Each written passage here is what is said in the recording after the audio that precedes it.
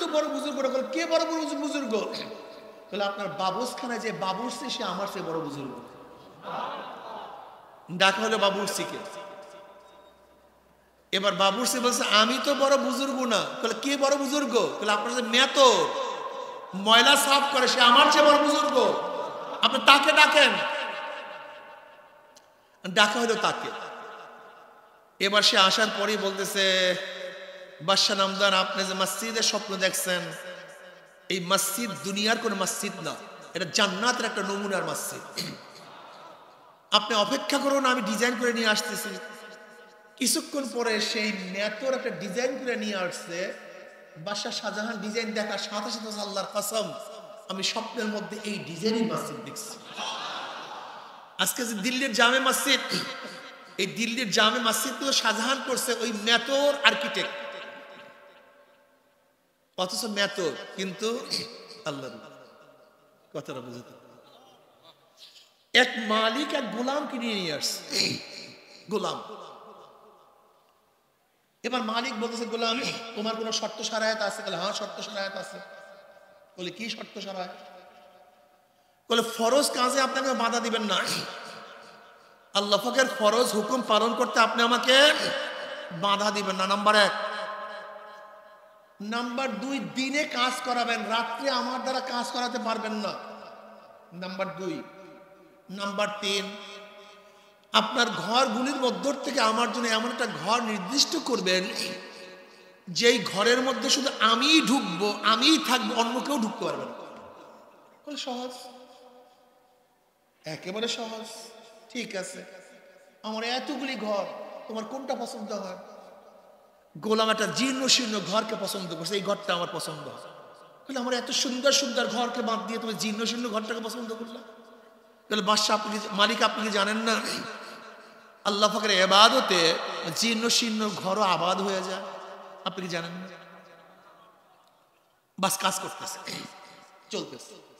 হঠাৎ করে মালিক একদিন চিন্তা করছে যে গোলাম করেটা কি রাখতে, একটু গিয়া দেখি তো। এবার সেই হুজরার কাছে গিয়া জানালার ফাঁক দিয়ে তাকায়া দেখে গোলাম সেজদার মধ্যে পড়া। গোলাম সেজদার মধ্যে পড়া, তার ঘরের চালটা ফাঁকা,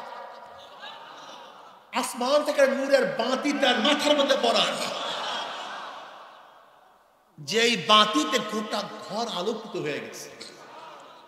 এবার গোলাম সেজদার মধ্যে পড়িয়া বলছে মালিক, ও আমার মালিক, বানাইছো গোলাম, দুনিয়ার মালিকের কাজ করতে হয়, তোমার ইবাদত ঠিক মতো করতে পারি না, যেইভাবে তোমার ইবাদত গোলামি করার দরকার সেভাবে গোলামি করতে পারি না, আমরা এই মাযুরাতকে একটু কবুল করিয়া নিও। আমার এই কমজোরিকে কবুল করিয়া নিও। এরকম করিয়া সারা রাত্র কান্দে আর রোনাজারি করতে আছে, এইভাবে কান্নাকাটি করতে আছে। আর দুনিয়ার মালিক এই অবস্থা দেখে ফজর আজানের পরে চলিয়া গেছে। পরের দিন দুনিয়ার মালিকের স্ত্রী কিনিয়া গোলামের হুজরার কাছে আসছে আর স্ত্রীকে বলছে কার দ্বারা কাজ করাই, বিশাল আল্লাহর ওলি, আমরা কার দ্বারা খেদমত করি। এবার স্বামী স্ত্রী জানলার ফাঁক দিয়া সারা রাত্র গোলামের অবস্থা দেখে। গোলাম সেজদার মধ্যে পড়া, আল্লাহর কাছে ওজর খাই করতেছে, মাওলা হে আমাকে মাফ করিয়া দাও, আমি যেইভাবে তোমার ইবাদত করার কথা সেইভাবে ইবাদত করতে পারি না, যেইভাবে তোমার গোলামি করার কথা সেইভাবে গোলামি করতে পারি না, তোমাকে যেইভাবে ডাকার কাজ সেইভাবে ডাকতে পারি না, তুমি আমার এই কমজোরিকে মাফ করিয়া দাও। স্বামী এবং স্ত্রী সারা রাত তার এই অবস্থা দেখছে। ফজরের সময় চলিয়া গেছে। ফজরের পর দুনিয়ার মালিক আসিয়া বলছে গোলাম, আর দুনিয়ার মালিকের গোলামি করার প্রয়োজন নাই, তুমি আসল মালিকের গোলামি করতে থাকো। এবার ওই দুনিয়ার গোলাম সে বসিয়া সাহিবুস সিররি ইন্নাস সিররা কাদ যাহারা ওয়া মা উরিদু হায়াতি বাদা মাশতাহারা, হে গোপন ভেদ গোপন করনেওয়ালা, যে গোপনকে গোপন অবস্থায় রাখো, আমার গোপনীয়তা প্রকাশ হয়ে গেছে, তোমার সাথে আমার সম্পর্ক প্রকাশ হয়ে গেছে। তোমার সাথে আমার ভালোবাসা প্রকাশ হয়ে গেছে, তোমার মধ্যে আমার মধ্যে সম্পর্ক এখন সবাই জানিয়া ফেলাইছে। যেহেতু গোপন জিনিস প্রকাশ হয়ে গেছে, এখন আমি দুনিয়াতে থাকতে চাই না, তুমি তোমার কাছে আমাকে নিয়ে যাও, আমি তোমার সাথে মোলাকাত করতে চাই, তোমার সান্নিধ্যে আমি যাইতে চাই। এই কথা বলার সাথে সাথে কলেমা পড়িয়া দুনিয়া থেকে বিদায় হয়ে গেছে। জনাব মুহাম্মদুর রাসূলুল্লাহ সাল্লাল্লাহু আলাইহি ওয়াসাল্লামের উম্মতগণ, আল্লাহ পাক রব্বুল আলামিন আপনাকে আমাকে এই ফিতনা ফাসাদের জামানায় যখন তাম দুনিয়ার থেকে ইসলাম মুসলমানকে মিটিয়ে দেওয়ার ষড়যন্ত্র চলতেছে, তাম দুনিয়ার মধ্যে ইসলাম মুসলমান থাকবে কি থাকবে না এই প্রশ্নের সৃষ্টি হয়েছে। যে জমানায় মানুষ নেকের কাজ ছাড়তেছে, গুনার কাজ ধরতেছে, শুধু গুনার কাজ ধরেই না বরং গুনার কাজে প্রতিযোগিতা শুরু করছে, কে কার আগে জাহান্নামে যাবে। সবাই বলে নাউযুবিল্লাহ। যে জমানায় মানুষ নেকের কাজে আশ্চর্য হয়, গুনার কাজে স্বাভাবিক থাকে, যে জমানায় মুসলমান ইসলামকে পছন্দ করে না বরং নামধারী মুসলমান ইসলামের সবচেয়ে বড় দুশ্মন হয়ে গেছে। যে জমানায় শিরক বিদআতকে ইবাদত মনে করে, কবর পূজা, ব্যক্তি পূজাগুলি শিরক বিদআত, কিন্তু দাবি করে আমি আবেদ। শিরক বিদআতকে বলেন ইবাদত মনে করে, বলেন কি মনে করে? সবাই একটু কথা বলি, শিরক বিদআতকে কি মনে করে ভাই? ইবাদত মনে করে। আবার যা শিরক বিদআত না তাকে শিরক বিদআত মনে করে। যেরকম লামুজহাবিরা তথাকথিত আহলে হাদিসরা ইমাম মানা মাযহাব মানাকে কি বলে? শিরক বিদআত। অথচ এগুলি খুবই জরুরি। একজন সাধারণ মানুষ ইমাম মানা ব্যতীত, মাযহাব মানা ব্যতীত দ্বীনের উপরে চলার কোনো সুযোগই নাই, জান্নাতে যাওয়ার কোনো পন্থাই নাই।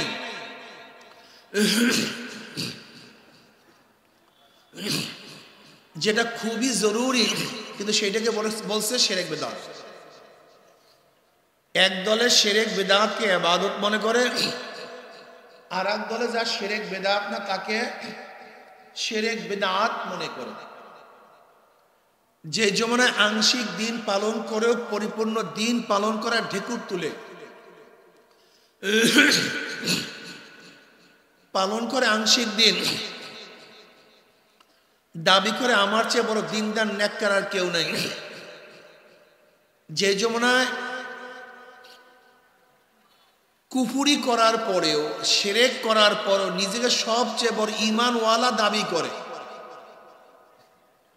সেই মুহূর্তে আল্লাহ পাক রব্বুল আলামিন আপনাকে আমাকে কোরআন ও হাদিসের মজলিস আলেম ওলামা মুমিন মুত্তাকিন, এই জাকিরিন শাকিরিনদের গুরুত্বপূর্ণ এক দামি মজলিসে আসার বসার বলার শোনার তৌফিক দান করছে আল্লাহ পাক।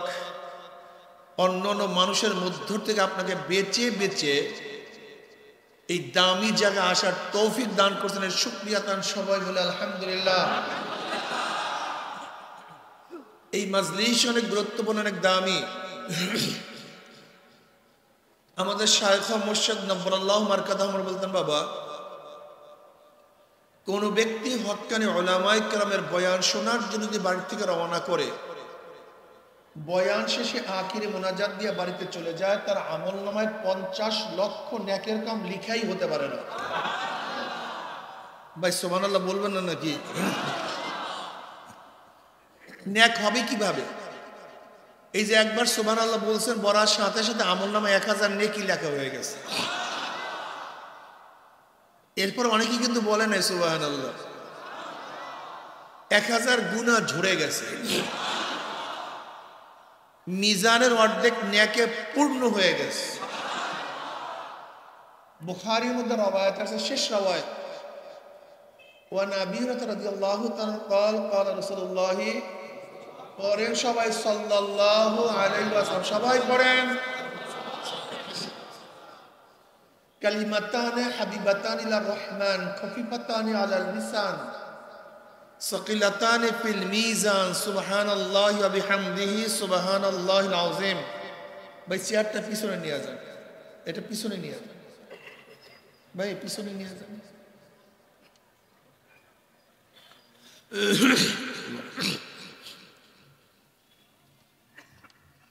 দুইটা কালেমা আল্লাহর কাছে খুবই প্রিয়। কার কাছে প্রিয়? আল্লাহর কাছে। হাবিবাতানে ইলা রহমান, আল্লাহর কাছে খুবই প্রিয়। আল্লাহর কাছে প্রিয় হওয়ার অর্থ হলো ইন্না কাইলুহা মাহবুবুন লিল্লাহি তাআলা। এই কালেমা দুইটা যারা পড়বে তারা আল্লাহর কাছে প্রিয় হয়ে যাবে। এই কালেমা দুইটা যারা পড়বে তারা আল্লাহর কাছে প্রিয় হয়ে যাবে। জবানে খুবই হালকা, জবানে খুবই হালকা। আরব আজম, ছোট বড়, পুরুষ মহিলা, শিক্ষিত মূর্খ সবাই জবানের মধ্যে উচ্চারণ করতে পারে। জবানে খুবই হালকা, কিন্তু মিজানে, কিয়ামতের ময়দানে মিজানে খুবই ভারী, খুবই ওজন। কালেমা দুইটা কি? সুবহানাল্লাহি ওয়া বিহামদিহি সুবহানাল্লাহিল আযীম। সবাই বলেন সুবহানাল্লাহি ওয়া বিহামদিহি সুবহানাল্লাহিল আযীম, অর্থাৎ সুবহানাল্লাহ, আলহামদুলিল্লাহ। এই দুইটা কালেমা জবানে হালকা, আল্লাহর কাছে প্রিয়, কিন্তু কিয়ামতের ময়দানে নেকের পাল্লায় খুবই কি হবে? ভারী হবে, ওজন হবে। হাদিসে বেতাকা সম্পর্কে আপনারা জানেন, তিরমিজির মধ্যে রওয়ায়াত আছে। কিয়ামতের ময়দানে আল্লাহ পাক রব্বুল আলামিন এক ব্যক্তির আমলনামা খুলবেন, 99 দফতর, রেজিস্টার। চোখের সীমানার বাহিরে তার আমলনামা চলে যাবে, এত আমলনামা। বুঝাতে পারিনি? এই বালেগ হওয়ার পর থেকে মৃত্যুর আগ পর্যন্ত যত দিকে তাকাইছেন, যত কথা শুনছেন, যত কথা বলছেন, যত দিকে হাত বাড়াইছেন, যত দিকে কদম চালাইছেন, সবকিছু কিন্তু এই দুই কাঁধের মধ্যে ধাম ধাম। কিরামান কাতিবিনা ইয়ালামুনা মা তাফআলুন, একেবারে ধাম ধাম লিখতেছে। আপনার হুঁশ নাই, আপনার খবর নাই, আপনার খেয়াল নাই, কিন্তু কিরামান কাতিব কিন্তু বেখবর না, সে বেখেয়াল না। আপনার খেয়াল না থাকলেও কিরামান কাতিব সবসময় খাতার মধ্যে লিখতেছে। বুঝাতে পারি না? কবের থেকে শুরু, কোন পর্যন্ত? وَنَضَعُ الْمَوَازِينَ الْقِسْطَ لِيَوْمِ الْقِيَامَةِ وَأَنَّ عَمَلَ بَنِي آدَمَ قَوْلَهُ يُوزَنُ। ইমাম বুখারী তার কিতাবের শেষ বাব, وَنَضَعُ الْمَوَازِينَ الْقِسْطَ لِيَوْمِ الْقِيَامَةِ لِحِسَابِ يَوْمِ الْقِيَامَةِ। আল্লাহ পাক কিয়ামতের ময়দানে এক ইনসাফের, ন্যায়ের মিজান পাল্লা কায়েম করবেন। ওয়ানাদাউল মাওয়াজিন আল কিসত, কিসত শব্দের অর্থ কি? ইনসাফ, ন্যায়, আদেল। ইনসাফের এক মিজান আল্লাহ পাক কায়েম করবেন, স্থাপন করবেন। কিসের জন্য? লিহিসাবি ইয়াউমিল কিয়ামা। ওয়ানাদাউল মাওয়াজিন আল কিসত লিয়াউমিল কিয়ামা আই লিহিসাবি ইয়াউমিল কিয়ামা, হিসাব করার জন্য। ইমাম বুখারী বলেন ওয়া আন্না আমালা বানি আদম ক্বালাহু ইউজান, বনি আদমের সমস্ত কাজ এবং কথা কি করা হবে? ওজন করা হবে। জোরে বলেন, কি করা হবে?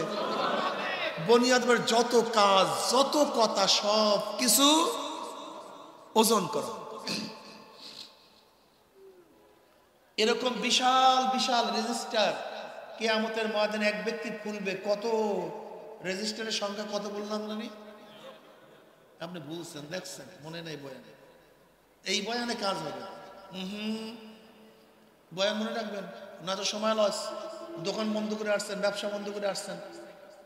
সময়ের অনেক দাম, সময়ের চেয়ে দামি কোনো জিনিস নেই। এর জন্য সময়কে গুরুত্ব দিবেন, সময়কে মূল্যায়ন করবেন। সময় সবচেয়ে দামি, এর চেয়ে দামি কোনো জিনিস নেই।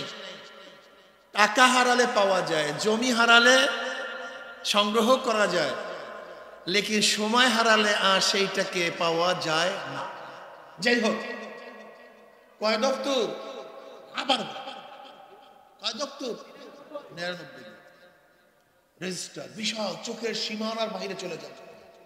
কিন্তু সব বদ আর বদ, সব বদাবল, সব গুনার গুনা, গুনার গুনা, গুনার গুনা। এখন কোন ব্যক্তি আল্লাহর সামনে যদি দেখে সব গুনার গুনা, তার অবস্থাটা কি হয় বলেন তো? কত কঠিন অবস্থা। কি করবে? ব্যক্তির চেহারা মলিন, অস্থির, কি করবে? উপায় তো নাই। লা ইউগাদিরু সাগীরাতান ওয়ালা কাবীরাতান ইল্লা আহসাহা। ছোট বড় সবই তো উঠে গেছে, কিছুই তো বাদ পড়ে নাই। কি করবে? পরেশান। এর মধ্যে আল্লাহ ছোট্ট একটা কাগজ বের করবেন। কি বের করবেন? একটা ছোট্ট কাগজ বের করবেন। ওই ব্যক্তি বুঝতে পারবে যে আল্লাহ পাক ওই 99 দফতর এক পাল্লায় রাখবে আর ওই ছোট্ট কাগজটা আর এক পাল্লায় রাখবে। এটা বুঝতে পারবে ব্যক্তি।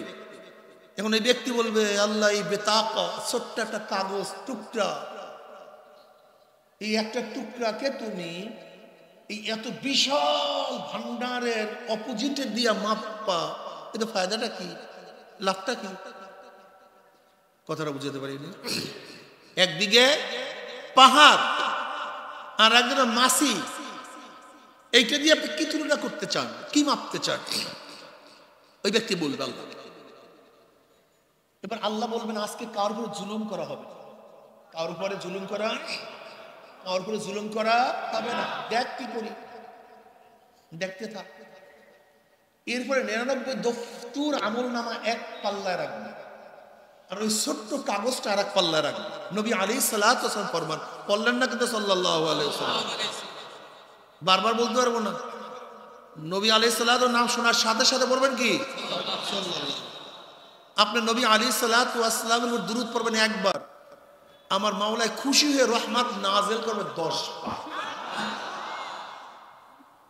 নবী আলাইহিস সালাতু ওয়াস সালাম ফরমান, পড়েন নাই কিন্তু,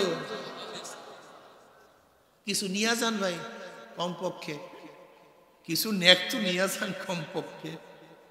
নবী আলাইহিস সালাতু ওয়াস সালাম, মাশাআল্লাহ, এইবার হইছে না? তিনি ফরমান, যখনই ওই ছোট্ট কাগজটা অপর পাল্লায় দিবে, ওই ছোট কাগজের ওজনে ওই 99 দফতরের পাল্লাটা এত উপরে উঠা যায়, ধাম করে ওই যে নিচে ডাবিয়া যায়। সেই কাগজটার মধ্যে কি লেখা ছিল? কালেমায়ে শাহাদাত, আশহাদু আল্লা ইলাহা ইল্লাল্লাহ ওয়াহদাহু লা শারীকা লাহু ওয়া আশহাদু আন্না মুহাম্মাদান আবদুহু ওয়া রাসূলুহু। মাশাআল্লাহ, কালেমায়ে শাহাদাত, কালেমায়ে তাইয়্যিব, লা ইলাহা ইল্লাল্লাহ মুহাম্মাদুর রাসূলুল্লাহ। এত ওজন মাওলার নাম, মাওলার নাম এত ওজন। ইন্না সানুলকি আলাইকা কাওলান সাকিলা, খুব ভারী। কোরআন খুবই ওজনওয়ালা, মাওলার নাম খুবই ওজনওয়ালা। এর জন্য যেই ব্যক্তিরা মাওলার জিকির বেশি বেশি করবে, তারা হাসতে হাসতে মাওলার জান্নাতে চলে যাবে। যারা বেশি বেশি মাওলার জিকির করবে, বিনা হিসাবে জান্নাতে চলে যাবে। যারা বেশি বেশি মাওলার জিকির করবে, পুলসিরাত পাড়ি দিয়ে মাওলার জান্নাতে চলে যাবে। যাই হোক, এই মাজলিস অনেক গুরুত্বপূর্ণ, অনেক দামি। খুব খেয়ালের সাথে কিছু বয়ান শোনা চাই, খুব খেয়ালের সাথে। আমার তো না, মন এবং শরীর একই জায়গায় থাকবে, ঠিক আছে না ভাই? নবী রাসূলগণ দুনিয়াতে আসছেন কেন? নবী রাসূলগণ দুনিয়াতে আসছেন কেন? প্লেন আবিষ্কার করার জন্য আসেন নাই, বিমান বানাবার জন্য আসেন নাই, কম্পিউটার বানাবার জন্য আসেন নাই, দ্রুতগামী ট্রেন আবিষ্কার করার জন্য আসেন নাই, ওই আবু দাবির বা দুবাই বুরুজ আল খলিফা উঁচা বিল্ডিং বানাবার জন্য নবী রাসূলগণ দুনিয়াতে আসেন নাই। নবী রাসূলগণ দুনিয়াতে আসছেন কেন? মানুষরূপী অমানুষদেরকে মানুষ বানানোর জন্য। কেন আসছেন বলেন তো? মানুষরূপী অমানুষদেরকে মানুষ বানাবার, যাদের কোনো দাম ছিল না তাদেরকে দামি বানাবার জন্য, যাদের কোনো গুরুত্ব ছিল না তাদেরকে গুরুত্বপূর্ণ ব্যক্তিত্ব হিসেবে দুনিয়ার মধ্যে প্রকাশ করার জন্য নবী রাসূলগণ দুনিয়াতে আসছেন। যেমন ওমর ইবনে খাত্তাব রাদিয়াল্লাহু তাআলা ইসলাম গ্রহণ করার আগে নবী আলাইহিস সালাতু ওয়াস সালাম হত্যা করার জন্য রওনা করছে। যেই ব্যক্তি নবীদেরকে হত্যা করে তার চেয়ে নিকৃষ্ট মানুষ নাই, সবচেয়ে নিকৃষ্ট। অথচ ওমর ইবনে খাত্তাব রাদিয়াল্লাহু তাআলা আনহু নবী আলাইহিস সালাতু ওয়াস সালাম হত্যা করার জন্য রওনা করছে, তার চেয়ে নিকৃষ্ট কোনো মানুষ হতে পারে? কিন্তু ঈমান আনার পরে, ইসলাম গ্রহণ করার পরে, নবীর সোহবাতে যাওয়ার পরে সেই ব্যক্তির অবস্থা কেমন হলো? নবী আলাইহিস সালাতু ওয়াস সালাম বললেন, আমার পরে কেউ নবী হয়ে গেল ওমর নবী হয়ে যেত। সবচেয়ে শ্রেষ্ঠ। যে ওমরের অনুকূলে কোরআনের বহুত আয়াত নাজিল হয়ে গেছে, যে ওমরের কথা পানি শুনছে। আপনারা জানেন নীল নদীর মধ্যে পানি জোয়ার হওয়ার জন্য একটা মহিলাকে জবাই করতে হইতো। মুসলমান গভর্নরকে বলতেছে মিশরের ব্যক্তিরা যে একদম সুন্দরী সুশ্রী আকর্ষীয় রমণীকে জবাই দিতে হবে, না তো জোয়ার আসবে না। মুসলমান গভর্নর বলতেছে সুন্দরী সুশ্রী তো দূরের কথা, কালো কুচ্ছেদ ন্যাংরা লুলা অন্ধ বোবাকেও তো হত্যা করা জায়েজ নাই, বিনা বিচারে হত্যা করা জায়েজ নাই। আমি কিভাবে হত্যা করব? বল নাতে পানি দাও, না সমস্ত মানুষ মারা যাবে। কারণ মিশরের নীল নদীর উপরে সব কৃষি নির্ভর। জোয়ার হবে তো কৃষি হবে, জোয়ার নাই কৃষি নাই। গভর্নর বলছে বিপাকে কি করবে? আমিরুল মুমিনিন ওমর ইবনে খাত্তাব রাদিয়াল্লাহু তাআলা আনহু চিঠি লিখছেন, মিশরের অবস্থা তো এই, কি করব?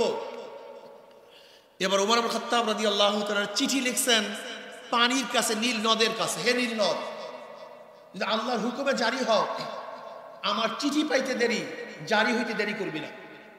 আর আল্লাহর হুকুমে জারি না হয়, তোর জারি হওয়ার কোনো প্রয়োজন নাই।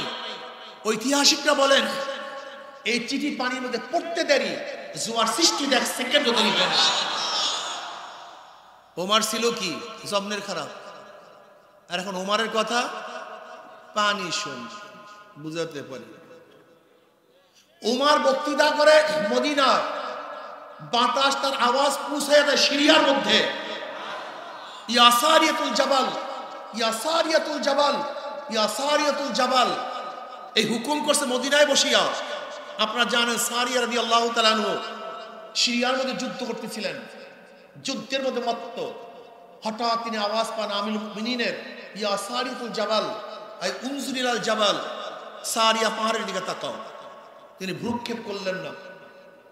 আমির তো মদিনায়, আমি সিরিয়া, তার আওয়াজ কোথা থেকে আসবে? আবার যুদ্ধের মধ্যে আবার বলেন ইয়াসারিয়াতুল জাবাল, সারিয়া পাহাড়ের দিকে তাকাও।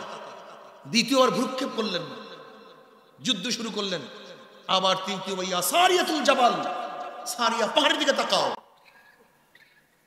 ওইদিকে যেখানে বসিয়া বক্তৃতা করতেছিলেন সামনে মুসল্লিরাও চিন্তা করছে কি বলে, সারিয়া তো সিরিয়ায়, আর এখান থেকে এসে বলছে সারিয়া পাহাড়ের দিকে তাকা, পাহাড়ের দিকে তাকা।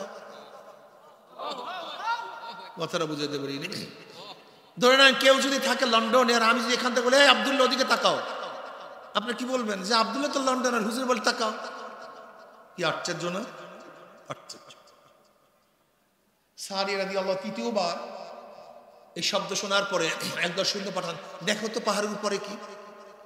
পাহাড়ের উপরে গিয়ে দেখো অপর পৃষ্ঠার থেকে, অপর দিক থেকে ইসলামের দুশ্মনরা তাদের উপর আক্রমণ করার জন্য প্রস্তুতি নিচ্ছে।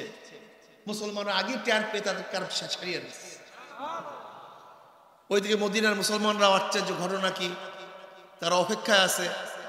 সারিয়া রাদিয়াল্লাহু তাআলা বিজয় ভেসে ফিরে আসছে মদিনায়। মদিনার থেকে মুসলমানরা বের হয়ে গেছে। বলতেছে ভাই সারিয়া, অমুক তারিখ জুমার সময় আমিরুল মুমিনিনের কোন আওয়াজ তুমি পাইছো? হ্যাঁ তো ভাই। সে আশ্চর্য, বলে কি? বলে আমি যুদ্ধ করতেছিলাম, হঠাৎ আমিরুল মুমিনিনের শব্দ, আমি ভ্রুক্ষেপ করলাম না। আবার দ্বিতীয়বার শব্দ, আমি ভ্রুক্ষেপ করলাম না। তৃতীয়বার তার আওয়াজ,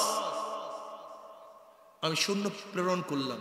আল্লাহর কসম, ওই মুহূর্তে যদি আমিরুল মুমিনিনের আওয়াজ না পাইতাম, তাহলে একজন মুসলমান জিন্দা ফিরতে পারতাম না, সবাই মৃত্যুবরণ করতাম।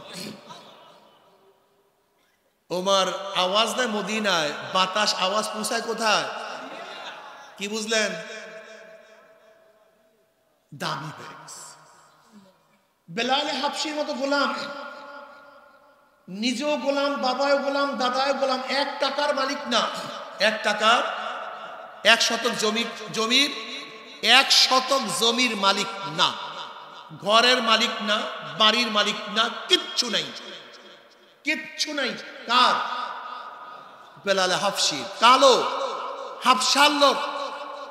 আপনারা জানেন তৎকালীন আরবরা গোলামদের সাথে জানোয়ারের চেয়েও খারাপ ব্যবহার করত। যার কোনো দাম ছিল না, মূল্য ছিল না, সম্মান ছিল না, ইজ্জত ছিল না। কিন্তু ঈমান ইসলাম গ্রহণ করার পর আল্লাহ পাক কেমন দামি বানায়া দিয়েছে। বেলাল হাবশি হাটে জমিনের মধ্যে পায়ের আওয়াজ আরশের মধ্যে। নবী আলাইহিস সালাতু মেরাজের রজনীতে জুতার আওয়াজ পান, পায়ের আওয়াজ পান। জিবরিলকে প্রশ্ন করেছে, ভাই জিবরাইল, কার পায়ের আওয়াজ? বলে বেলাল হাবশির পায়ের আওয়াজ। হাটে জমিনের মধ্যে পায়ের আওয়াজ আরশের মধ্যে। বেলাল হাবশি জমিনের মধ্যে আযান দেয়, 7 তবক আসমান ভেদ করে আযানের আওয়াজ চলে যায় আরশের মধ্যে। কিয়ামতের ময়দানে নবী আলাইহিস সালাতু যে উটের উপর থাকবেন, সেই উটের লাগাম থাকবে বেলাল হাবশির হাতের মধ্যে। যে বেলাল হাবশি ছিল গোলাম জাত গোলাম, নিজেও গোলাম, বাবা দাদা গোলাম, সেই বেলাল হাবশিকে যখন আমিরুল মুমিনিন পর্যজাহানের বাদশা হযরত ওমর বিন খাত্তাব রাদিয়াল্লাহু সম্বোধন করতেন, কি বলতেন? সাইয়্যিদুনা বেলাল, আমাদের সর্দার, আমাদের নেতা বেলাল। ইসলাম ঈমান তাকে দামি বানায় ফেলেছে। কত মানুষ মারা গেছে, কত কোটি কোটি মানুষ মারা গেছে, কেউ কারোর নাম নেয় না। আর সেই গোলামজাদা গোলামের নাম এখানে বসিয়ে নিতে আসি, ইসলাম তাকে সম্মানিত করে ফেলেছে। কিয়ামত পর্যন্ত তার নাম শুনে মানুষ শ্রদ্ধা ভরে তাকে স্মরণ করবে, দোয়া করবে। বুঝাতে পারি এরকম কত গোলাম, কত কৃষক, কত শ্রমিক, কত মজদুর, কত মেতর আল্লাহর ওলি হয়ে গেছে। আপনারা জানেন দিল্লির যে জামে মসজিদ, এই দিল্লি জামে মসজিদের ইতিহাস জানেন? অনেকেই জানেন না। এই দিল্লি জামে মসজিদ বাদশাহ শাহজাহান করছে। বাদশাহ শাহজাহান একটা মসজিদের স্বপ্ন দেখছে। তিনি ভাবছেন যে স্বপ্নে মসজিদ দেখছি সেই ডিজাইন একটা মসজিদ করবে।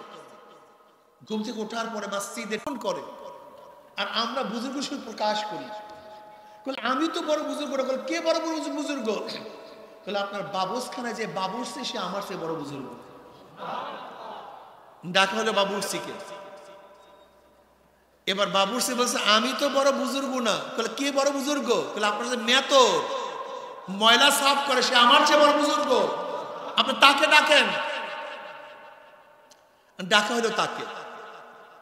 এবার সে আসার পরেই বলতেছে, বাদশাহ নামদার, আপনি যে মসজিদের স্বপ্ন দেখছেন, এই মসজিদ দুনিয়ার কোন মসজিদ না, এটা জান্নাতের একটা নমুনার মসজিদ। আপনি অপেক্ষা করুন, আমি ডিজাইন করে নিয়ে আসতেছি। কিছুক্ষণ পরে সেই মেতর একটা ডিজাইন করে নিয়ে আসছে। বাদশাহ শাহজাহান ডিজাইন দেখার সাথে সাথে আল্লাহর কসম, আমি স্বপ্নের মধ্যে এই ডিজাইনের মসজিদ দেখছি। আজকে যে দিল্লির জামে মসজিদ, এই দিল্লির জামে মসজিদ তো শাহজাহান করছে ওই মেতর আর্কিটেক্ট, অথচ মেতর কিন্তু আল্লাহর। কথাটা বুঝতে, এক মালিক এক গোলাম কিনে নিয়ে আসছে। গোলাম, এবার মালিক বলতেছে, গোলাম তোমার কোনো শর্ত সারায়াত আছে? বলে হ্যাঁ, শর্ত সারায়াত আছে। বলে কি শর্ত সারায়াত? বলে ফরজ কাজে আপনি আমাকে বাধা দিবেন না, আল্লাহ পাকের ফরজ হুকুম পালন করতে আপনি আমাকে বাধা দিবেন না, নাম্বার 1।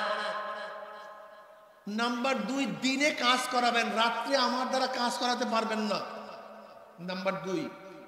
নাম্বার 3, আপনার ঘরগুলির মধ্য থেকে আমার জন্য এমন একটা ঘর নির্দিষ্ট করবেন যেই ঘরের মধ্যে শুধু আমিই ঢুকবো, আমিই থাকবো, অন্য কেউ ঢুকতে পারবে না। সহজ, একেবারে সহজ। ঠিক আছে, আমার এতগুলি ঘর, তোমার কোনটা পছন্দ হয়? গোলাম একটা জীর্ণ শীর্ণ ঘরকে পছন্দ করছে, এই ঘরটা আমার পছন্দ হয়। বলে আমার এত সুন্দর সুন্দর ঘরকে বাদ দিয়ে তুমি জীর্ণ শীর্ণ ঘরটাকে পছন্দ করলে? তাহলে বাদশা, আপনি মালিক, আপনি কি জানেন না আল্লাহ পাকের ইবাদতে জীর্ণ শীর্ণ ঘরও আবাদ হয়ে যায়? আপনি কি জানেন না? বাস কাজ করতেছে, চলতেছে। হঠাৎ করে মালিক একদিন চিন্তা করছে যে গোলাম করেটা কি রাখতে, একটু গিয়া দেখি তো। এবার সেই হুজরার কাছে গিয়া জানালার ফাঁক দিয়ে তাকায়া দেখে গোলাম সেজদার মধ্যে পড়া, গোলাম সেজদার মধ্যে পড়া, তার ঘরের চালটা ফাটা, আসমান থেকে নূরের বাতি তার মাথার মধ্যে পড়া, যেই বাতিতে গোটা ঘর আলোকিত হয়ে গেছে। এবার গোলাম সেজদার মধ্যে পড়িয়া বলছে, মালিক, ও আমার মালিক, বানাইছো গোলাম, দুনিয়ার মালিকের কাজ করতে হয়, তোমার ইবাদত ঠিক মতো করতে পারি না, যেইভাবে তোমার ইবাদত গোলামি করার দরকার সেভাবে গোলামি করতে পারি না, আমরা এই মাযুরাতকে একটু কবুল করিয়া নিও। আমার এই কমজোরিকে কবুল করিয়া নিও। এরকম করিয়া সারা রাত্র কান্দে আর রোনাজারি করতে আছে, এইভাবে কান্নাকাটি করতে আছে। আর দুনিয়ার মালিক এই অবস্থা দেখে ফজর আজানের পরে চলিয়া গেছে। পরের দিন দুনিয়ার মালিকের স্ত্রী কিনিয়া গোলামের হুজরার কাছে আসছে, আর স্ত্রীকে বলছে, কার দ্বারা কাজ করাই, বিশাল আল্লাহর ওলি, আমরা কার দ্বারা খেদমত করি। এবার স্বামী স্ত্রী জানলার ফাঁক দিয়া সারা রাত্র গোলামের অবস্থা দেখে। গোলাম সেজদার মধ্যে পড়া, আল্লাহর কাছে ওজর খাই করতেছে, মাওলা হে আমাকে মাফ করিয়া দাও, আমি যেইভাবে তোমার ইবাদত করার কথা সেইভাবে ইবাদত করতে পারি না, যেইভাবে তোমার গোলামি করার কথা সেইভাবে গোলামি করতে পারি না, তোমাকে যেইভাবে ডাকার কাজ সেইভাবে ডাকতে পারি না, তুমি আমার এই কমজোরিকে মাফ করিয়া দাও। স্বামী এবং স্ত্রী সারা রাত তার এই অবস্থা দেখছে। ফজরের সময় চলিয়া গেছে। ফজরের পর দুনিয়ার মালিক আসিয়া বলছে, গোলাম, আর দুনিয়ার মালিকের গোলামি করার প্রয়োজন নাই, তুমি আসল মালিকের গোলামি করতে থাকো। এবার ওই দুনিয়ার গোলাম সে বসিয়া, সাহিবুস সিররি ইন্নাস সিররা কাদ যাহারা ওয়া মা উরিদু হায়াতি বাদা মাশতাহারা, হে গোপন ভেদ গোপন করনেওয়ালা, যে গোপনকে গোপন অবস্থায় রাখো, আমার গোপনীয়তা প্রকাশ হয়ে গেছে, তোমার সাথে আমার সম্পর্ক প্রকাশ হয়ে গেছে, তোমার সাথে আমার ভালোবাসা প্রকাশ হয়ে গেছে, তোমার মধ্যে আমার মধ্যে সম্পর্ক এখন সবাই জানিয়া ফেলাইছে। যেহেতু গোপন জিনিস প্রকাশ হয়ে গেছে, এখন আমি দুনিয়াতে থাকতে চাই না, তুমি তোমার কাছে আমাকে নিয়ে যাও, আমি তোমার সাথে মোলাকাত করতে চাই, তোমার সান্নিধ্যে আমি যাইতে চাই। এই কথা বলার সাথে সাথে কলেমা পড়িয়া দুনিয়া থেকে বিদায় হয়ে গেছে। এ আমার যুবক বাবারা, আমার মুরব্বী বাবারা, ও আমার কৃষক বাবারা, ও আমার গরিব বাবারা, ও আমার শ্রমিক বাবারা, ও আমার মেতর কুলি মজদুর বাবারা, তুমি ভাবছো হুজুর আমি গরিব, আমি কিভাবে মাওলাকে পাবো?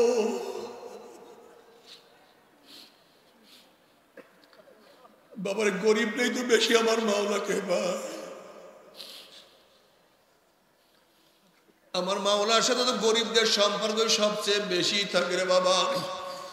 নবী আলাইহিস সালাতু ওয়াস সালাম আল্লাহর কাছে বলে, মাওলা হে, দুনিয়ার মধ্যে আমাকে গরিবদের সাথে রাখিও, গরিবদের সাথে মৃত্যু দিও, গরিবদের সাথে হাসর করিও। ও আমার গরিব বাবারা, তুমি আমি কি গরিব। আম্মা জান আয়েশা সিদ্দিকা রাদিয়াল্লাহু তাআলা আনহা ফরমান, অনেক সময় নবীর ঘরে 3 দিন পর্যন্ত চুলাই জ্বলতো না, 3 দিন পর্যন্ত খানা পাকি হইতো না। এরকম গরিব গোটা বাংলাদেশের মধ্যে একজনও পাওয়া যাবে না। তুমি আমি কি গরিব আমার পর্দালে মা বোনেরা, তুমি আমি কি গরিব। আলী রাদিয়াল্লাহু তাআলা ফরমান, হে গোটা দুনিয়ার মানুষ, সরদার দু আলম সাইয়্যিদুল আম্বিয়া মুহাম্মদ আরবি আলাইহিস সালাতু ওয়াস সালাম কলিজার টুকরা ফাতেমার কথা শোনো। ফাতেমার অবস্থাটা কি? ফাতেমা তো পানির মশক টানতে টানতে কাঁধের মধ্যে রশির দাগ পড়িয়া গেছে। ফাতেমা তো আটার চাকতি ঘুরাইতে ঘুরাইতে হাতের মধ্যে দাগ পড়িয়া গেছে। ফাতেমা এবং আমার বিছানা তো একটাই ছিল, তা আবার ছাগলের চামড়ার বিছানা। ওই একই বিছানায় আমরা শুইতাম, রাত্রে শুইতাম, আবার দিনে ওই একই বিছানার মধ্যে জানোয়ারদেরকে খাদ্য দিতাম। বাবারে, নবী আলাইহিস সালাতু ওয়াস সালাম একদিন ফাতেমা রাদিয়াল্লাহু তাআলার ঘরে গেলেন। ফাতেমা রাদিয়াল্লাহু তাআলাকে সালাম দিলেন, ঘরে ঢোকার ইজাজত চাইলেন। বলতেছে, আব্বু এখন না।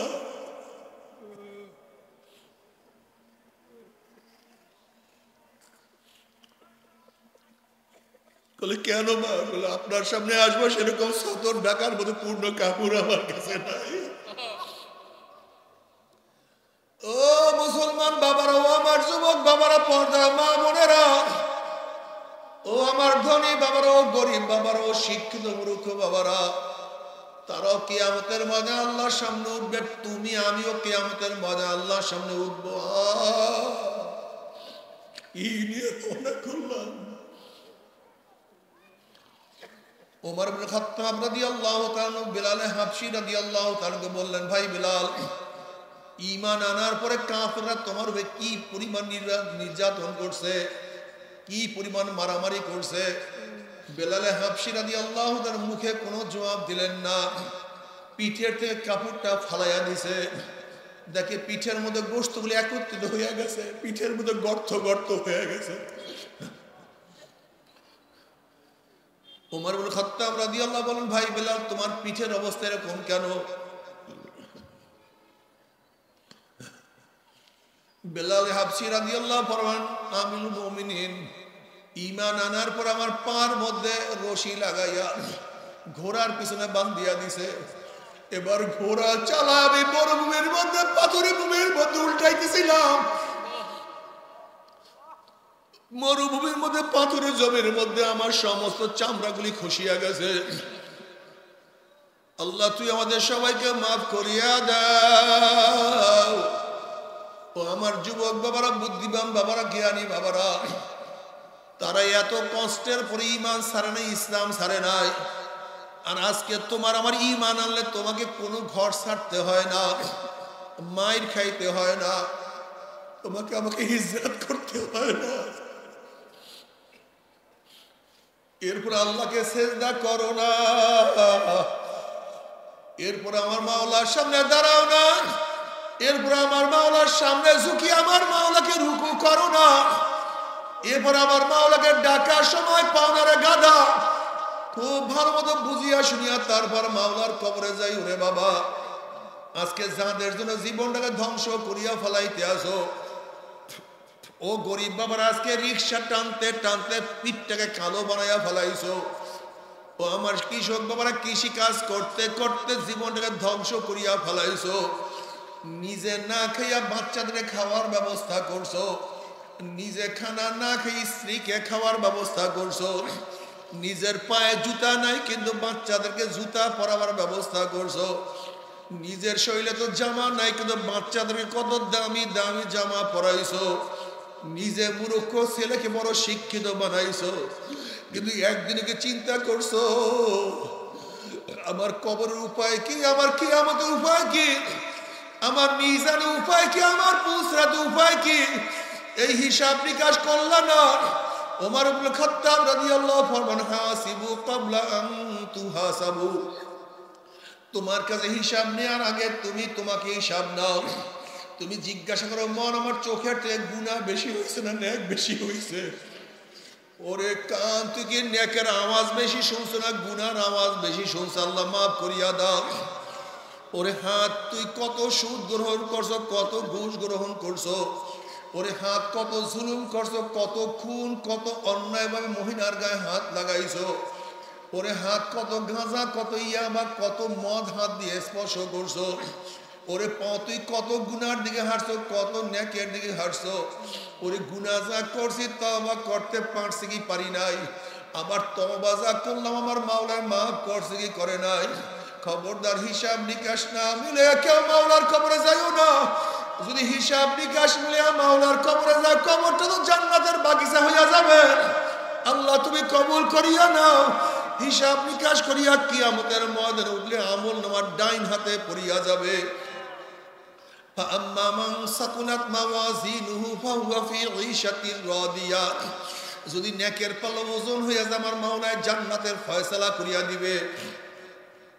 আল্লাহ তুমি কবুল করিয়া নাও। যদি নেক ভালো থাকে তওবা করিয়া যাইতে পারো, কিয়ামতের ময়দানে পুসরাত পানি দিয়ে আমার মাওলার জান্নাতে চলিয়া যাবা। ওয়া ইন মিনকুম ইল্লা ওয়ারিদুহা কানা আলা রাব্বিকা হাতমান মাকদিয়া সুম্মা নুনাজ্জিল্লাযীনা ইত্তাকাও ওয়া নাযারু যালিমিনা ফীহা জিসিয়া। ৩০,০০০ বছরের পুসরাত ১ সেকেন্ডের মধ্যে পানি দিয়ে আমার মাওলার জান্নাতে চলিয়া যাবা। আল্লাহ তুমি কবুল করিয়া নাও। জান্নাতে যাওয়ার পরে সালামুন কাওলাম মির রাব্বির রহিম, আল্লাহর তরফ থেকে শান্তি আর শান্তি। অশান্তি কি জিনিস আর কোনোদিন দেখবা না, শুধু মজার সুখ আর সুখ, সুখ আর সুখ। আল্লাহ কবুল করিয়া নাও। কিন্তু আমার বেনমাজি বাবারা, ও হারামখোরের দলেরা, ও চোরের দলেরা, ডাকাতের দলেরা, ও ঘুষখোর সুদখোরের দলেরা, ও বেনমাজির দলেরা, বাবারা আমার ফের রাগ করিও না। তুমি তোমার কবরে রওনা করছো, আমি আমার কবরে রওনা করছি। নাফরমান বদমাশ বেঈমান যখন কবরের মধ্যে যাবে, আল্লাহ পাক ডাক দেয় ফেরেশতারা আমার নাফরমান কবরের মধ্যে আসছে, হে হে মাটি আমার নাফরমানকে শাস্তি দে। অমনি কবরের দুই পাশের মাটি এত জোরে চাপ মারবে, চাপের জোরে এক পাঁজরে হাঁটি আর এক পাঁজরে লাগাইয়া ফেলবে, আল্লাহ মাফ করিয়া দাও। এ ফেরেশতারা কবরের মধ্যে আগুন ধরাইয়া দে, অমনি গোটা কবরটা আগুনে ভরিয়া যাবে। আল্লাহ তুমি ক্ষমা করিয়া দাও না। এ সাপ জড়াইয়া ধর, অমনি সাপ ৯৯টা জড়াইয়া ধরবে। নবী আলাইহিস সালাতু ওয়াস সালাম ফরমাল্লাহু নাফাকা ফিল আরদি মা আনবাতাত খাদরা। যদি কবরের সাপ দুনিয়ার কোন কর্নার থেকে ফুক মারতো, তাহলে দুনিয়ার মধ্যে একটা ঘাস মাথা জাগাইতে পারতো না।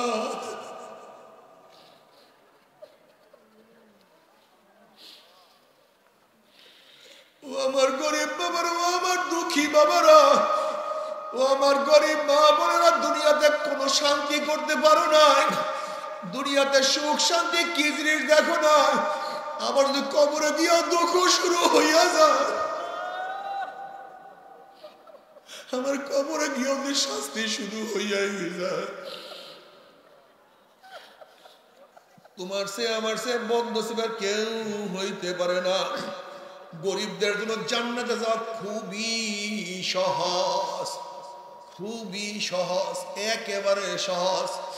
নবী আলাইহিস সালাতু ওয়াস সালাম ফরমান, বড় লোকের তুলনায় গরিবরা ৫০০ বছর আগে জান্নাতে চলিয়া যাবে। আল্লাহ কবুল করিয়া নাও। আমার গরিব বাবারা, তুমি কি দেখো নাই কত গরিব রিক্সা চালায় আর যখন আমার মাওলার জিকির চালাইতে থাকে। কত গরিব দেখুন এই নামাজের সময় মসজিদের কাছে রিক্সাকে তালা মারি আমার মাওলাকে সেজদা করে। তুমি কি দেখো নাই কত কৃষক জমির মধ্যে চাষ করে আর ওই কৃষক জমির আইনের মধ্যে আমার মাওলাকে সেজদা করে। তুমি কি দেখো নাই কত নৌকার মাঝি নৌকার মধ্যে আমার মাওলাকে সেজদা করে। তুমি কি দেখো না কত দোকানদার, কত কর্মচারী কাজের ফাঁকে অমনি গিয়ে আমার মাওলাকে সেজদা করিয়া চলে আসে। তুমি কেন পারবা না? আমার মাওলার কাছে কোনো কৈফিয়ত চলবে না। ও বড় লোক বাবার, আজকে দুনিয়াতে আরাম করো। ইমাম গাজালি রহমাতুল্লাহ আলাইহি ফরমান, গরিবের তুলনায় বড় লোকদের কবরের শাস্তি 70 গুণ বেশি, অনুভব বেশি হবে।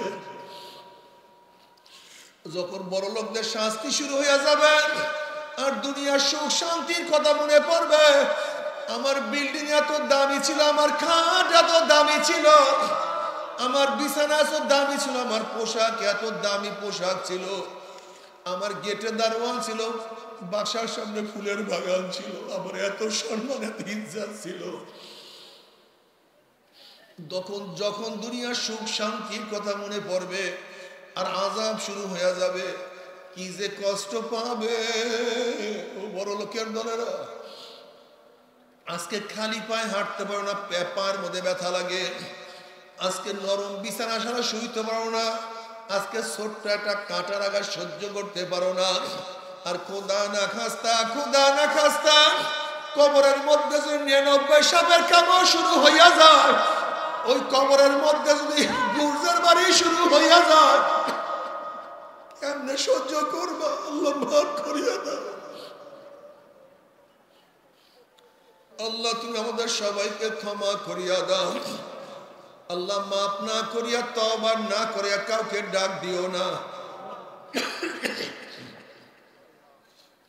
এই কবরের মধ্যে হাজার হাজার হাজার হাজার বছর থাকতে হবে। এরপর আল্লাহ পাক কিয়ামতের ময়দান কায়েম করবে। ওই কিয়ামতের ময়দান খুবই মারাত্মক। ইয়াউমা ইয়াফিরুল মারউ মিন আখিহি ওয়া উম্মিহি ওয়া আবিহি ওয়া সাহিবাতিহি ওয়া বানি। যেই কিয়ামতের ময়দান আপন ভাই ভাই পরিচয় দেবে না, মা ছেলেকে সাহায্য করবে না, ছেলেও মাকে সাহায্য করবে না, বাবা ছেলেকে উপকার করবে না, ছেলেও বাবাকে উপকার করবে না, বন্ধু বান্ধব সব লাপাত্তা হইয়া যাবে, নেতারা সব হারাইয়া যাবে। ওয়ায়াকুল ইব্রাহিম খলিলুল্লাহি নাফসি নাফসি, মুসা কালিমুল্লাহি নাফসি নাফসি, ঈসা রূহুল্লাহি নাফসি নাফসি। সমস্ত নবীরা বলবে মাওলা আমাকে বাঁচাও, আমাকে বাঁচাও, আমাকে বাঁচাও। ওইদিকে জাহান্নাম গুরিম গুরিম আওয়াজ মারতে থাকবে। জাহান্নামের আওয়াজে কিয়ামতের ময়দানে থরথর থরথর করে কাঁপতে থাকবে। এক একটা জাহান্নামের গলার মধ্যে 70,000 শিকল লাগানো হবে। এক একটা শিকলের মধ্যে 70,000 ফেরেশতারা থাকবে। ওই ফেরেশতারাও জাহান্নাম ধরিয়া রাখতে পারবে না। জাহান্নামের টানে ফেরেশতারা হেঁচকে দিয়া সামনের দিকে চলিয়া যাবে। এই মুহূর্তে জনাবে মুহাম্মদ রাসূলুল্লাহ সাল্লাল্লাহু আলাইহি ওয়াসাল্লাম সিজদায় পড়ে বলবে মাওলা তোমার ইজ্জত ও জালালের কসম খেয়ে বলতে আছি, আজকে ওই জাহান্নাম তোমার একটা উম্মত কেউ খাইয়া ফেলায়, আমি কিন্তু তোমার হাবিব জান্নাতের মধ্যে ঢুকবো না। এই কপাল পোড়ার দলেরা যে আল্লাহর হাবিব কঠিন মুহূর্তে তোমাকে আমাকে ভুলবে না, যে আল্লাহর হাবিব কিয়ামতের ময়দানে নিজের চিন্তা বাদ দিয়ে উম্মতের চিন্তায় বিভোর হয়ে যাবে, সেই আল্লাহর হাবিবের দাড়ির মধ্যে কেমনে পোষ লাগাও, সেই আল্লাহর হাবিবের সুন্নাত কিভাবে ছাড়িয়া দাও, সেই আল্লাহর হাবিবের নীতি আদর্শ কেন মানো না, তাকে কেন নেতা মানতে পারো না? তোমার চেয়ে আমার চেয়ে বড় বদনসিব কপাল পোড়া কেউ হইতে পারে না। এই আমার জ্ঞানী বাবারা ধরিয়া নাও, কিয়ামতের ময়দানে যখন আল্লাহর হাবিবের সামনে উঠবা, যদি দেখো আল্লাহর হাবিবের চেহারায় দাড়ি, তোমার চেহারায় দাড়ি নাই, তখন কি আল্লাহর হাবিবের কলিজায় ব্যথা লাগবে না? উম্মত, তুই আমার হুকুম দাঁড়ি রাখতে পারো নাই, পালন করতে পারো নাই। যখন দেখবা আল্লাহর হাবিবের চেহারায় দাড়ি, তোমার চেহারায় দাড়ি নাই, তোমার কি লজ্জায় মাথা নত হবে না? নিশ্চয়ই তোমার মাথা লজ্জায় নত হয়ে যাবে। তুমি মন কি বুঝলে? মন, কিয়ামতের ময়দানে আল্লাহর হাবিবের কলিজায় আমি ব্যথা দেব না, লজ্জায় মাথাও নত করব না। আমার স্ত্রী বেজার হোক, আমার বন্ধু বেজার হয় হোক, আমার সমাজ লজ্জা পায় পাক, আজকের থেকে নিয়াত করলাম আল্লাহর হাবিবের দাড়ির মধ্যে আর পোষ মারবো না ইনশাআল্লাহ। কে কে নিয়াত করবেন? নারায়ে তাকবীর, নারায়ে তাকবীর। আল্লাহ তুমি কবুল করিয়া নাও, আল্লাহ তুমি কবুল করিয়া নাও। দাড়ি ছাঁটা এবং কাটাই একই পাঠ, এক মুষ্টির নিচে দাড়ি ছাঁটবেন না, খবরদার এই কাজ করবেন না, দাড়ি রাখবেন। দেখবেন আজকে দাড়ি তোমার কাটলে তোমার কাছে ভালো লাগে, যখন দাড়ির মহব্বত চলে আসবে এক হাতে তোমার হাতের মধ্যে 1 কোটি 5 কোটি টাকা দিয়ে দেওয়া হবে। আর যদি তোমাকে বলা হয় দাড়ির মধ্যে পোষ মারো, তুমি টাকার মধ্যে লাথি মারবা কিন্তু দাড়ির মধ্যে পোষ মারতে পারবা না।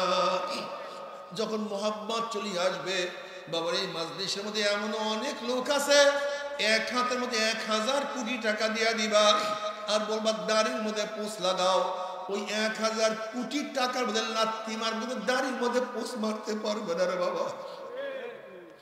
তোমার একদিন এই হালাত পয়দা হয়ে যাবে ইনশাআল্লাহ, দেখবা তুমি আর দাড়ি কাটতে পারবা না। নবী আলাইহিস সালাতু ওয়াস সালাম দোয়া কবুল করিয়া আল্লাহ পাক বলবে যাও জিবরাইল আমার হাবিবের কাছে পানিটুকু নিয়ে দিয়ে আসো। নবী আলাইহিস সালাতু ওয়াস সালাম যখন ওই পানি জাহান্নামের গায়ে ছিটা মারবে, জাহান্নাম ক্যাত ক্যাত ক্যাত ক্যাত করে পিছনে সরিয়া যাবে।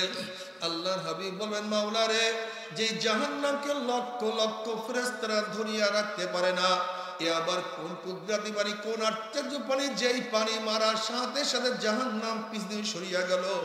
আল্লাহ পাক ডাক দেবেন হাবিব গো, এই পানি কোন আশ্চর্য পানি না, কোন কুদরতি পানি না, এই পানি হলো তোমার গুনাহগার উম্মতের চোখের পানি।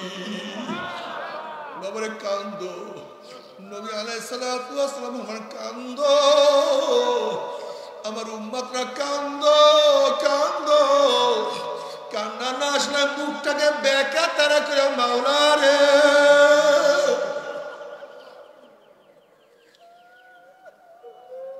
ও আমার মালিক রে, ও আমার মাওলা রে, ও আমার মালিক রে।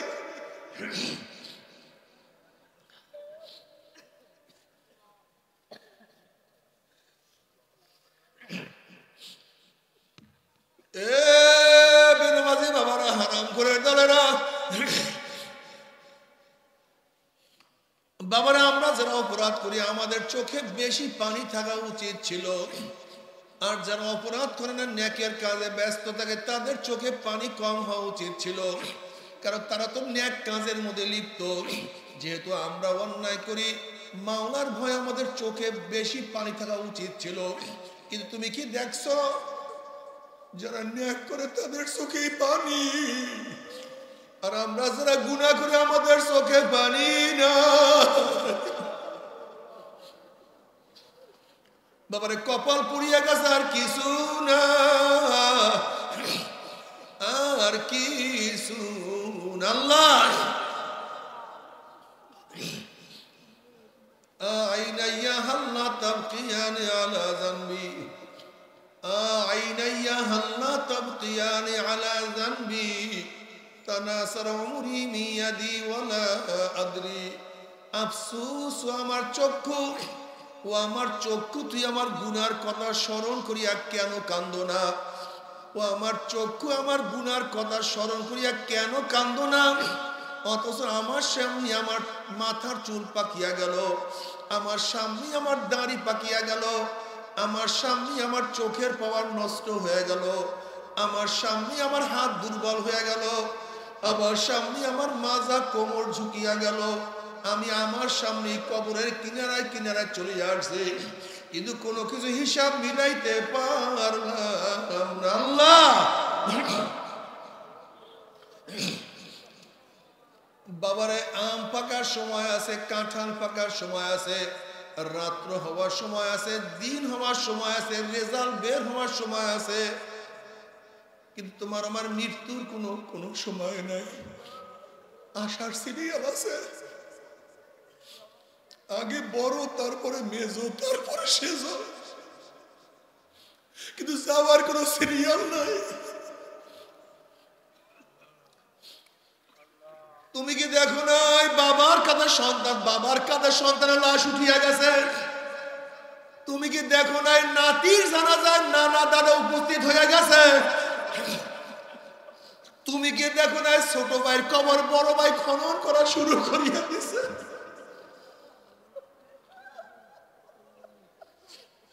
তুমি কি দেখো না ছাত্রের জানাজা উস্তাদ হাজির হয়ে গেছে।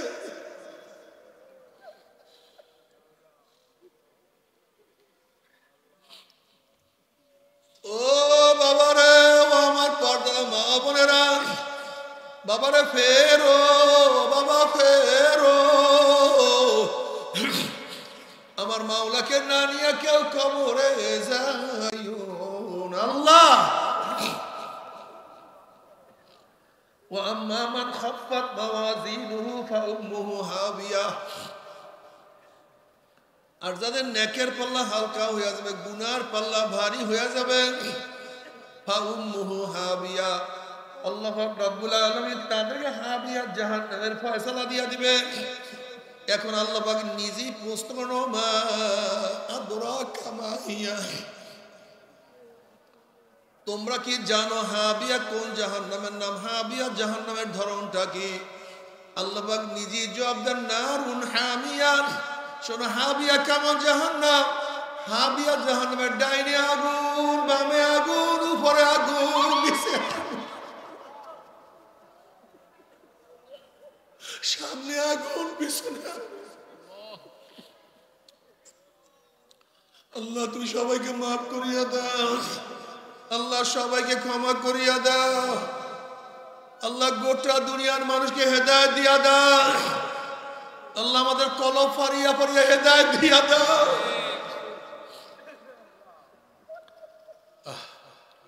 বাবার আজকে শীতের সময়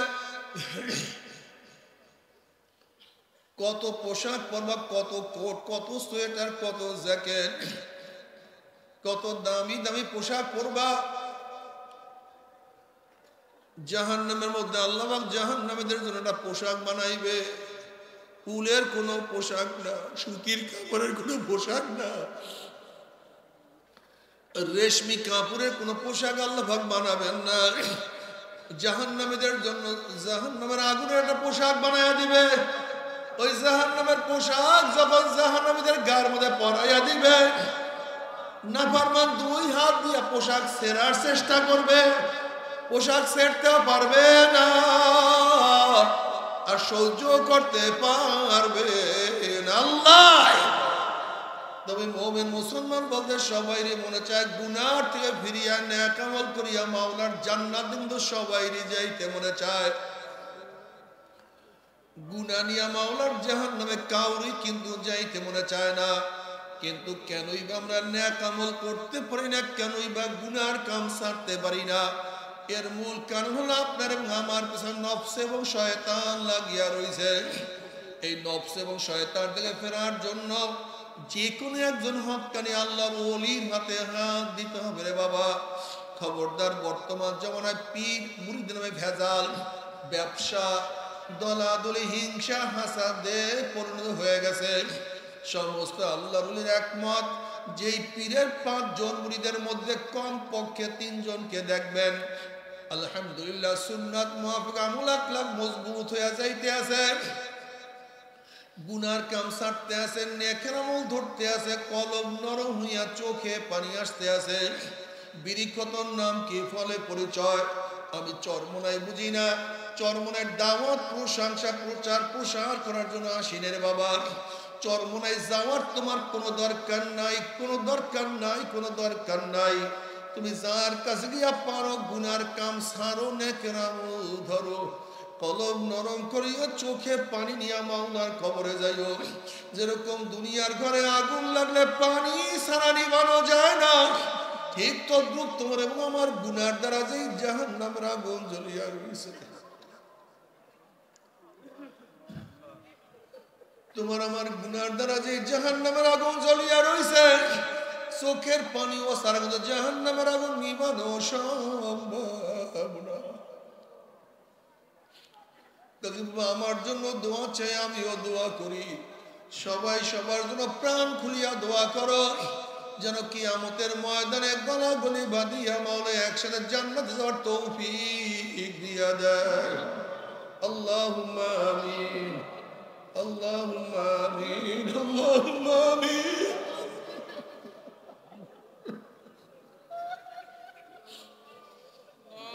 ও আমার পর্দালা মা বোনেরা দুই হাত তুলিয়া মাওলার নামে কান্দ।